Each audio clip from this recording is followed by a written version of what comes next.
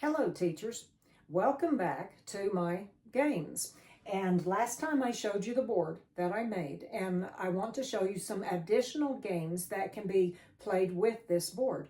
And the games themselves are limitless. If you go to a local store that has felt, has hard cardstock type paper, that is all I do. I cut out the cardstock, I cut out felt to put on the top of it, and with these I traced bells, and I traced 20 bells. I've got enough to go on all of my squares here, and on the back of each one of the cardstock I've got a word that is associated with Christmas.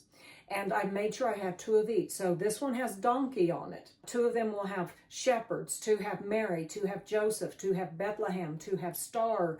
They have things that are associated with Christmas time, with the Christmas story. And it is a matching game. So after you've picked your two teams, your Joshua team and Caleb team, or whatever you title your teams, then you ask the question that is related to your story. And remember, the reason I do this is because if the students know there's going to be a game at the end of the lesson and questions, and they can, they're going to be on one of these teams to win, then they're going to be more prone to listen to the story because they want to be able to get the questions right. So you pick your teams and then start with your first team, ask them a question. If they get it right, then they get to pick from 1 to 20, pick one of these. And let's say they picked manger. This one is manger. Then they pick a second one because they want to find the other manger. This one is Joseph, so it is not a match. You ask your next team their question, and then they get to pick as well. And I've cheated today. This is shepherds, and I happen to know that that is shepherds too. So this team got two of a kind. They got the two shepherds. So it would go over on their scoreboard right here. And then you ask another question back with Joshua's team or with team one. And the whole point is to find the matching two Marys, the two Josephs, the two whatevers.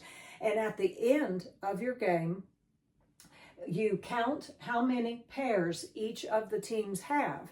And of course, the team that has the greatest number of pairs is the winning team. Now, this is more Christmassy, my games today. The only reason this is considered Christmas is because it's got a red background, but it can be a multi-purpose team game. It can be played at any time. And the reason is because on the back of these, I've got numbers, but you also can ignore the number and you can put a piece of paper or something on the back and have a question written on it. But if you play it with the number, then 4 points is what they would get if they got this right. And what I do is I will have my questions in front of me.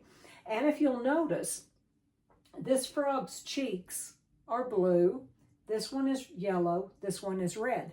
And I'll let the kids know the harder questions are the ones that have blue. So if they don't want a really hard question, then they pick one of the other two. Yellow is the easiest question. Red would be an average, a mid question. So if it's a younger child, they don't want a hard question, then they can pick the yellow one. But at the same time, the numbers on the back of the yellow ones aren't quite as high as the numbers on the other. And you can change that. You can make it where it is just as high because the younger child, it's harder for them to remember and to be able to answer some of the questions. Even though it's an easier question, they did as good a job for their age as the older student did for their age. So you can alter the game, tweak it to fit your classroom setting. Okay, that was Fully Rely on God game. And then the last one that is Christmassy, and I haven't quite finished it yet, I made white bears and red bears. And I probably would put the white bears on a red background, like this background right here. I'd put the red bears on a white background. So they'll match each other, but the bears will be two different colors. Again, you can make it where it matches your story, where you have Mary's manger, Bethel, whatever on the back of your deal. If you're teaching about something else, you're using this, but it's not Christmas time, and let's say you're teaching David, the story of David, then you can also have numbers on the back of them, or you can use questions, harder, easier, whatever, questions on the back of them.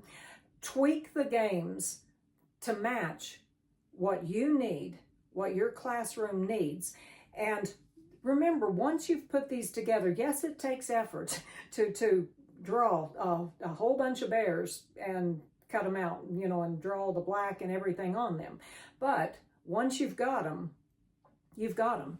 I've had some of these games for, I don't have a clue how many years. I've taught a whole lot of years. So once you have the game put together, then you have it, as long as you keep it in a place where it will be safe from kids or grandkids. You can play it on a regular basis. And I do try, I've got several dozen games I've put together. And the reason is because I don't want them playing the same game every week. I want different games. I want different activities, different fun levels to go with the games. Last time I mentioned a game where some of them twirled, you know, clapping their hands, twirled in circles and sat down and were saying things. And that's an activity, more of an activity type game. But when you have a variety of games at the end of your classrooms, it's really cool, because sometimes they will walk into the class. The first thing they want to know is, what game are we playing today? And they'll look up to the board and they'll want to see what game it is that they're going to play. And they listen better. And the whole point of teaching is for the student to learn.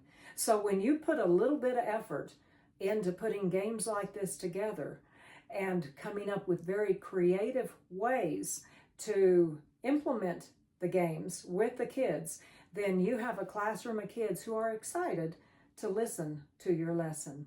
Thank you for joining me today.